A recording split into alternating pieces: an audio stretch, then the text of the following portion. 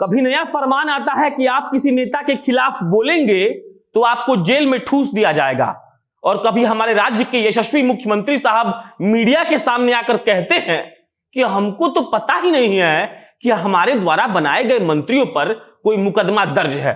अगर आपको पता है तो बताइए।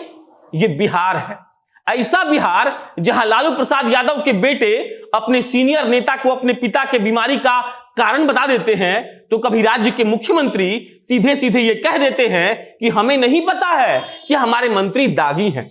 तो सुनिए नीतीश जी, हम आपको ये बताने आए हैं कि आपके 17 शपथ लेने वाले मंत्रियों में से 8 पर गंभीर मामलों में आपराधिक केस दर्ज है। आपको ये बताने आए हैं कि आपके मंत्रियों में सारे मंत्री करोड़पति हैं। आपको यह भी बताने आए हैं कि मेरे गोपालगंज के सुभाष सिंह पर 6 केस दर्ज है और आपने उनको मंत्री बना दिया। और जब आपसे कोई पूछता है तो आपको कुछ पता नहीं होता है। और अब नमस्कार, मेरा नाम प्रशांत राय है और आप जनता जंक्शन का स्पेशल सेगमेंट कटाक्ष देख रहे हैं।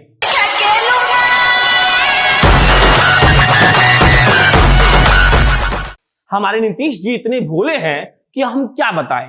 बसपा से एक साहब जमा खां करके हैं, चुनाव जीते, चुनाव जीतकर विधानसभा पहुंचे और उसके बाद जदयू में शामिल हो गए।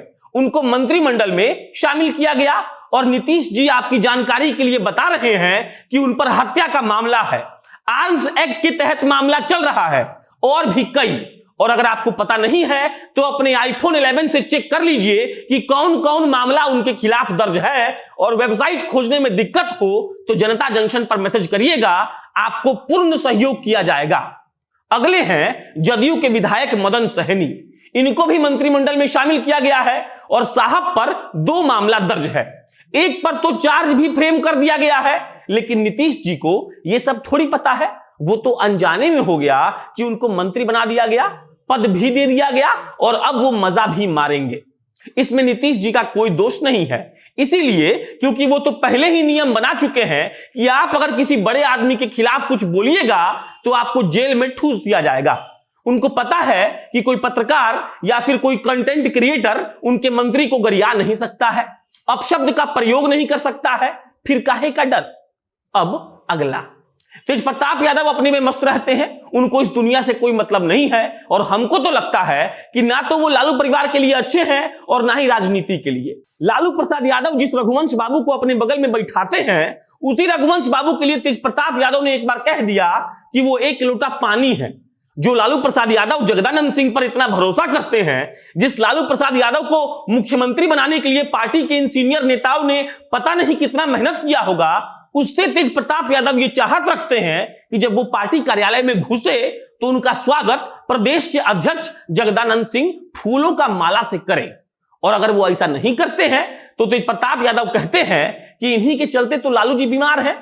बिहार की राजनीति में अनुभव रखने वाले जगदानंद सिंह को तेज प्रताप यादव ने जैसे बेइज्जत किया है, उससे यह मालूम पड़ता है कि यहाँ के नेताओं की और उनके असूलों की कोई इज्जत नहीं है, बल्कि परिवारवाद का डंका बज रहा है। तेज प्रताप यादव को चाहिए कि जगदानंद सिंह उनकी जी हजूरी करें, और वजह क्या है? सिर्फ इतना कि वो लालू प्रसाद यादव के बेटे हैं।